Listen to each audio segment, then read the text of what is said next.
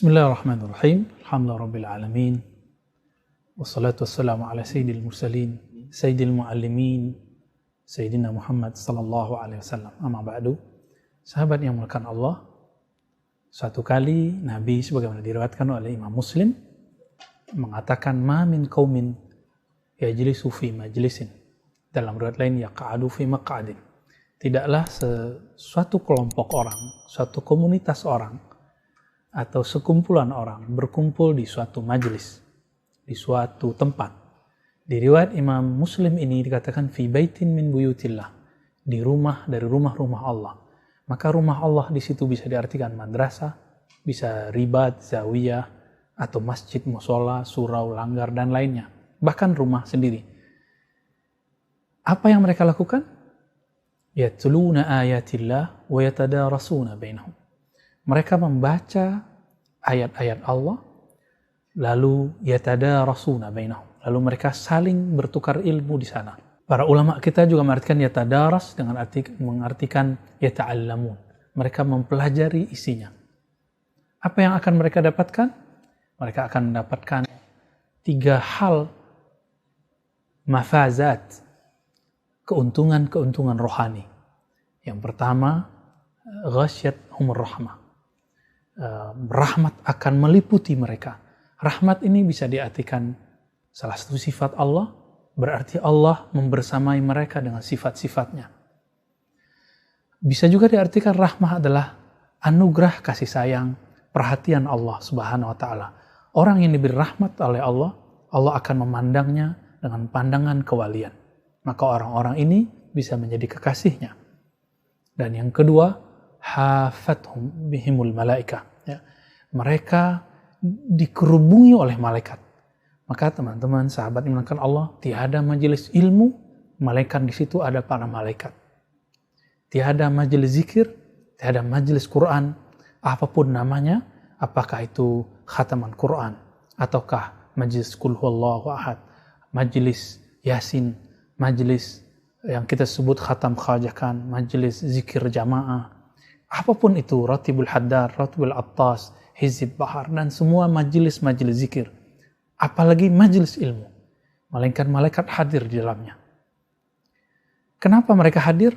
Karena ternyata malaikat itu diciptakan Allah itu majburan. Mereka diciptakan sebagaimana adanya, hanya diberikan perangkat-perangkat 1-2 zikir. Dari dulu mereka zikir hanya dengan zikir-zikir itu. Mereka tidak diberikan ilmu ma'rifat lebih dari zikir yang dia dapat. Maka malaikat ketika dicipta oleh Allah, mereka juga sedang memburu ilmu-ilmu yang baru. Dari mana mereka mendapatkannya? Mereka menghadiri majelis-majelis orang-orang ahli ilmu. Mereka mendengar kalam-kalam ahli ilmu. Inilah yang membuat malaikat-malaikat tersebut kenyang. Ruh kita itu hampir mirip satu jenis dengan rohnya para malaikat. Maka orang-orang yang ketika belajar, ketika dia ngaji, ketika dia membaca ayat-ayat Allah dengan perenungan hadis-hadis Nabi, kalam-kalam hikmah, di saat itu ruhnya kenyang. Tapi kenyangnya tiada berhenti. Dia terus mau makan, terus mau makan.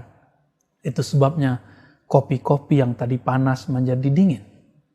Orang-orang yang mempunyai hobi apapun, handphonenya pun kadang-kadang tidak terbuka, tidak terpakai. Bahkan ketika dia ada hajat lapar mau makan, dia lupa ketika dia lapar. Kenapa? Ruhnya telah kenyang. Inilah yang terjadi pada sahabat-sahabat Nabi, Ahlus Suffah. Ahlus Suffah ini, mereka makannya sangat sedikit, tetapi ngajinya sangat banyak. Bahkan mereka dalam hadis Bukhari dia katakan, pernah Nabi buat majelis. Ba'da subuh berhenti zuhur. Zuhur lanjut, berhenti asar. Asar lanjut, berhenti maghrib. Berlanjut nanti isya. Sampai kemudian 2 hari 2 malam. Apa yang mereka lakukan? Ruh mereka menikmati ilmu-ilmu ma'rifat yang Nabi ajarkan kepada mereka. Maka sahabat-sahabat dimakan Allah, apabila kita menghadiri majelis ilmu, di saat itu seakan-akan kita satu rombongan, satu komunitas dengan makhluk-makhluk suci, meskipun kita ini tidak suci. Di mata kita, di telinga kita semuanya ada dosa. Tapi semoga dengan cahaya ruh itu, cahaya kolbu itu, bisa memadamkan kegelapan-kegelapan, api-api maksiat yang ada dalam tubuh kita ini. Sahabat yang melakukan Allah. Lalu ada yang ketiga. Ini yang paling tinggi. Apa kata Nabi SAW? Mahfazah salisah. Keuntungan rahasia ketiga dari orang yang mau belajar bermajlis, berguru kepada ahlinya. Apa itu? Zakarumullah fiman indah. Allah sebut-sebut orang-orang yang belajar itu satu persatu namanya di sisinya, di sisi Allah Subhanahu wa taala. Teman-teman, sahabat yang melakukan Allah, apabila ada orang yang disebut namanya di sisi Allah, berarti ilmu yang dia bahas pasti ilmu yang membuat mengenal kepada Allah, bukan ilmu-ilmu biasa. Ini yang dikatakan oleh Imam Al-Ghazali dalam kitab Ihya Ulumuddin dan kitab-kitab yang lainnya. Apa kata beliau? Syaraful ilmi bi syarafil ma'lum. Kemuliaan ilmu itu tergantung kemuliaan objek yang dipelajari.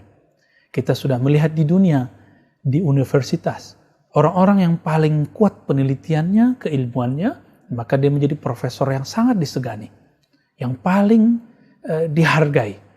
Apalagi orang-orang yang mempunyai penelitian-penelitian kerohanian, orang-orang yang mempunyai keilmuan-keilmuan mengenai Allah Subhanahu wa taala, tentulah mereka disebut-sebut namanya. Jika nama kita disebut di sisi Allah, pasti kita menjadi salah satu kekasih Allah Subhanahu wa taala.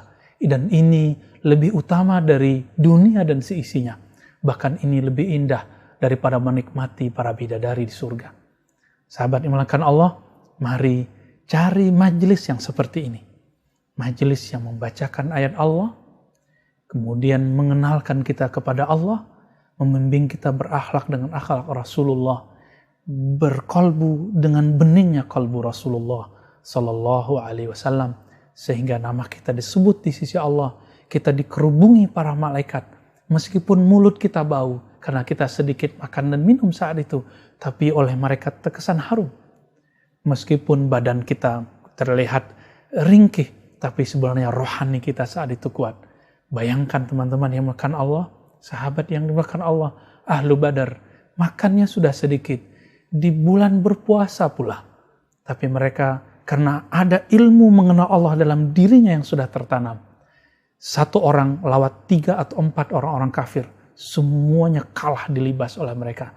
Inilah yang mau kita cari, ilmu yang didapat oleh ahli Badar, maka ini harus kita ambil juga, harus kita warisi di akhir zaman ini. Karena musuh kita mungkin lebih dari 10 orang. Bahkan mungkin 1 orang melawan 1000 orang. Jika tidak mempunyai ilmu mengenal Allah. Mengenal ayatillah. Ayatillah artinya sinyal-sinyal, tanda-tanda mengenai Allah. Tanda-tanda dari Allah Subhanahu wa ta'ala. Maka tidak mungkin kita mampu mengalahkan mereka. Mari sahabat yang melakukan Allah, pelajari ilmu ini. Semoga kita mendapatkan 3 hal tadi. Amin ya rabbal alamin. Wa sallallahu ala sayyidil mursalin, sayyidil muallimin, sayyidina Muhammad sallallahu alaihi wasallam. Walhamdulillah rabbil alamin. Assalamualaikum warahmatullahi wabarakatuh.